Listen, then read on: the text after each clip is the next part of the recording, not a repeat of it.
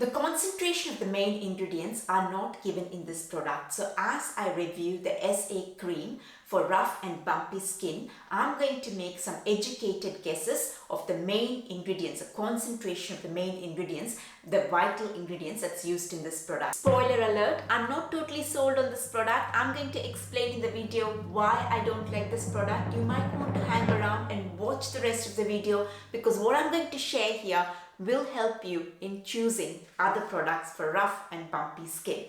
Let's get started.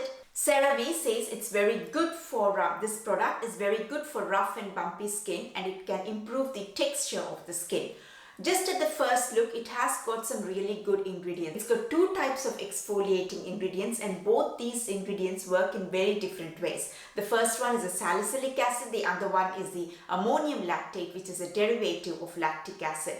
Now, salicylic acid belongs to a group of exfoliating ingredients called beta-hydroxy acids, and ammonium lactate, the lactic acid derivative, it belongs to a group of exfoliating ingredients called alpha-hydroxy acids, and both of them behave in a very different way when it comes to exfoliating. You see, what happens is old cells from the skin surface, from the visible layer of the skin, have to fall off at regular intervals so that they can make way for the newer and the younger cells from the deeper layers of the skin.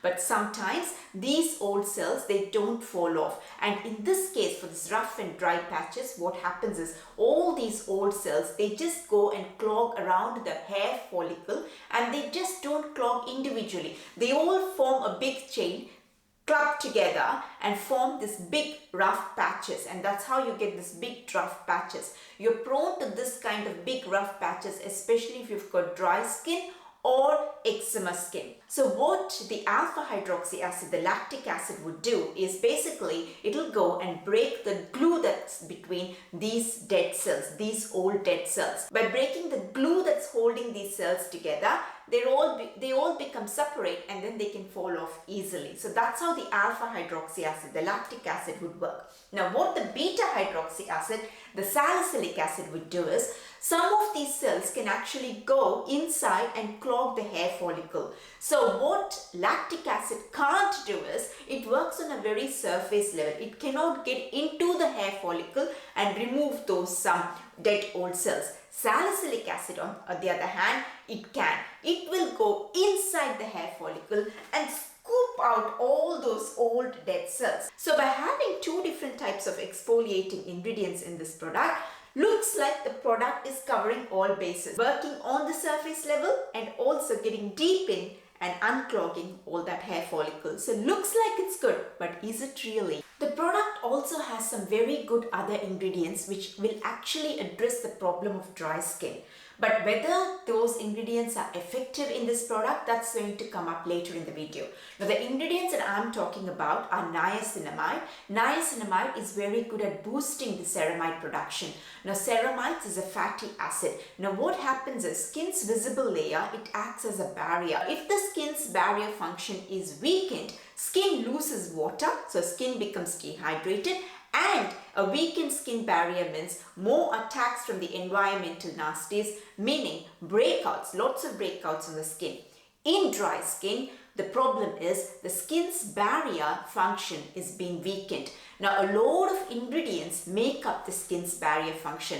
One of them is ceramides. So by boosting the production of ceramides, we're increasing the strength of the skin's barrier. So it's a good ingredient to have in this product. Apart from niacinamide, the lactic acid, the ammonium lactate that's used in this product, can also boost the production of ceramides. More ceramides means a stronger skin barrier. The product also has two very powerful humectants. One is glycerin and the other one is hydrolyzed hyaluronic acid. Humectants are water magnets. They bind themselves to the water molecules from the environment and bring all that hydration to the surface of the skin, and thus keep the skin hydrated. The product also has mineral oil. Now, mineral oil forms a thin layer on top of the skin and helps the skin, protects the skin, and prevents water loss from the deeper layers of the skin. Mineral oil is a very powerful ingredient. In fact, it is so powerful that is actually considered the gold standard amongst all the other ingredients, which also form a thin layer and prevent the evaporation of water from the deeper layers of the skin. In spite of having all these really good ingredients, here's where it falls apart. Now you see, the product does not mention the percentages, the concentration of the main ingredients used in it. I'm going to make some educated guesses as to what the concentration of these main ingredients are.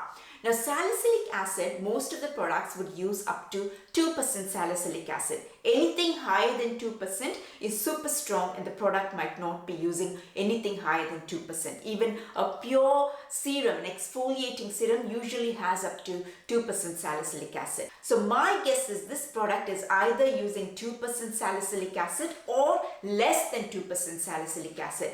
I'm thinking if it is using 2% salicylic acid, it would have probably mentioned that on the label. Maybe it hasn't mentioned 2% salicylic acid on the label because then we would know all the other ingredients in the ingredient list which are listed after the salicylic acid are lower than 2%. So maybe it's not using 2% salicylic acid and using less than 2% salicylic acid.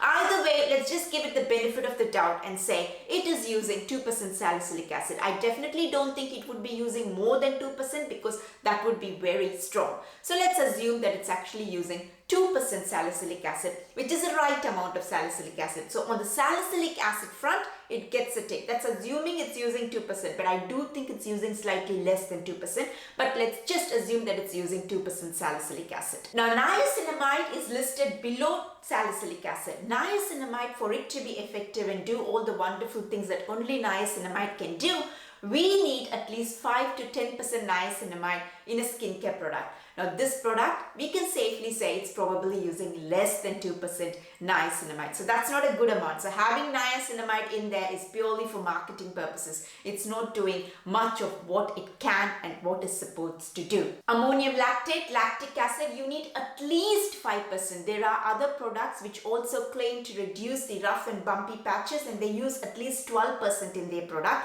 Now for lactic acid to do what it can do on those rough bumpy patches, we need at least 5%, and it's definitely not using 5% because it's listed way below salicylic acid. So lactic acid, very good ingredient to have, but it's probably using a very small concentration of lactic acid, so I'm not sure if it can actually do what it can do, what it's supposed to do.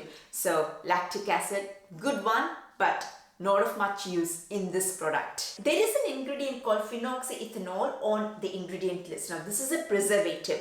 Now the maximum a preservative, this particular preservative can be used in a skincare product is 1%. Nothing more than that. 1% is a maximum, or you can go slightly lower than 1%. Now the powerful humectant hydrolyzed hyaluronic acid is listed below this preservative. That means the amount of the hyaluronic acid used is actually less than 1%.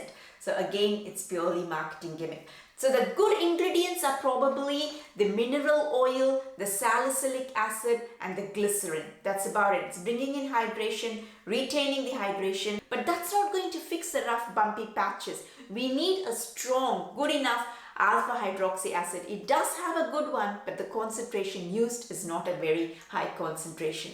So since there are much better products in the market for this rough, dry patches, I would have to give this product a miss. Cerave itself has got much better products for this rough, bumpy patches in a different range. And I'm going to leave a link to one of their other products which does a better job of fixing those rough, bumpy patches. This product, I would have to give it a miss. That's it. I hope you liked this video. If you did, please give it a thumbs up and do subscribe to my channel. It'll really help me a lot. Bye for now.